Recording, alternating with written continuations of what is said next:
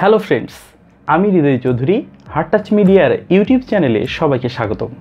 আজকের এই ভিডিওতে আমি কথা বলবো দুটি জাতীয় মাইক্রোফোন নিয়ে। আপনারা দেখতে পাচ্ছেন আমার হাতে দুটি মাইক্রোফোন, একটি কন্ডেন্সার এবং অন্যটি ল্যাভেলিয়ার। এই দুটি মাইক্রোফোনের বাজেট তুলনামূলক অন্যগুলো থেকে কম এবং এদের ব্যবহার মোবাইল এবং ডিএসএলআর সবগুলোতেই করা যায়। বিশেষ করে এটি যারা ইউটিউবে ভিডিও দেখেন এবং বিভিন্ন টিউটোরিয়াল এবং যারা ইউটিউব ভিডিও তৈরি করেন তাদের কাছে এটি প্রায় জাতীয় মাইক্রোফোন। এটির দামও অনেক কম এবং এর পারফরমেন্স অনেক ভালো। কিন্তু ইদানিংকালে আমার হাতে যে মাইক্রোফোনটি দেখতে পাচ্ছেন একটি কন্ডেন্সার মাইক্রোফোন, এটিও জাতীয় মাইক্রোফোনের কাছাকাছি চলে এসছে। তো এই দুটি মাইক্রোফোনের মধ্যে আপনি কোনটি কিনবেন, কোনটি আপনার জন্য বেস্ট, সেটি নিয়ে আজকের এই ভিডিও। তাহলে চলুন শুরু করা যাক। অন্যদের মতো আমি আপনাদেরকে আনবক্সিং ভিডিও দেখাবো না, কারণ আনবক্সিং ভিডিও ইউটিউবে ঘাটলে আপনি অনেক পেয়ে যাবেন। আমি আপনাদেরকে দেখাবো আমার স্মার্টফোনে এর পারফরমেন্স কেমন। তাহলে চলুন দেখা যাক। প্রথমেই কথা বলবো বয়া BY-M1 এই ল্যাভেলিয়ার মাইক্রোফোনটি নিয়ে। এর দাম ডিসক্রিপশনে দেয়া থাকবে, কারণ দামটি ওঠানামা করায় আমি দামটি বলছি না। এতক্ষণ ধরে আমি যে কথাগুলো বললাম এটি মূলত এই মাইক্রোফোনটি। এটি ব্যবহার করা খুবই সহজ, কোনো প্রকার প্রসেসিং ছাড়াই এর কোয়ালিটি কেমন আপনারা সেটি শুনতে পাচ্ছেন। এবারে আমরা চলে যাব সেই 100 Fx কন্ডেন্সার মাইক্রোফোনটিতে। আমার হাতে এখন দেখতে পাচ্ছেন সেই 100 Fx মাইক্রোফোনটি। এটি হচ্ছে একটি কন্ডেন্সার মাইক্রোফোন। যদি আপনি ব্লগিং কিংবা আউটডোরে কোনো শ্যুট করতে চান এবং সেখান থেকে যদি আপনি সাউন্ড রেকর্ড করতে চান, তাহলে এই মাইক্রোফোনটি আপনার জন্য নয়। এই মাইক্রোফোনটি ফোন দিয়ে রেকর্ড করলে এর সাউন্ড কোয়ালিটি কেমন হবে সেটি আমরা এখন টেস্ট করব। এই কন্ডেন্সার মাইক্রোফোনটি ফোনে ব্যবহার করতে এখানে আমরা দেখতে পাচ্ছি একটি অডিও জ্যাক এবং একটি ইউএসবি।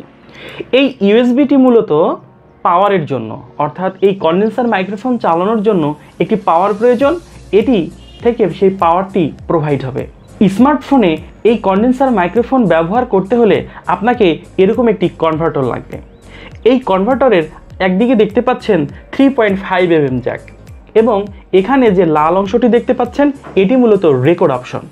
এখন এই অডিও জ্যাকটি এই রেকর্ড অংশে আমরা প্লাগ করে দিলাম এবং পাওয়ার সরবরাহ করার জন্য আমরা ব্যবহার করব একটি ওটিজি কেবল। এই ওটিজি কেবলের এখানে সেই ইউএসবি কেবলটি প্লাগ করে দেব। এবার এ দুটিকে স্মার্টফোনে প্লাগ করালেই সেটআপ শেষ। এরপরে যে ভয়েসগুলো শুনবেন সেগুলো সবগুলোই এই কন্ডেন্সার মাইক্রোফোন দিয়ে রেকর্ড করা। এখন আপনারা যে ভয়েসটি আমার শুনছেন এটি মূলত এই কন্ডেন্সার মাইক্রোফোনেরই ভয়েস। এটিতে রেকর্ড করার জন্য আপনি অবশ্যই এই যে ইকোকে 0 করে রাখবেন এবং এই যে ভলিউম দেখতে পাচ্ছেন এই ভলিউমটি অবশ্যই 50-এর ঘরে রাখবেন, তাহলে ক্রিস্টাল ক্লিয়ার ভয়েস আপনারা পাবেন। আমরা ইকোটাকে একটু বাড়িয়ে দেখব। ইকো যত বাড়বে আমার কথার বা ভয়েসের প্রতিধ্বনি তত বাড়বে। একটু আপনারা শুনে দেখেন।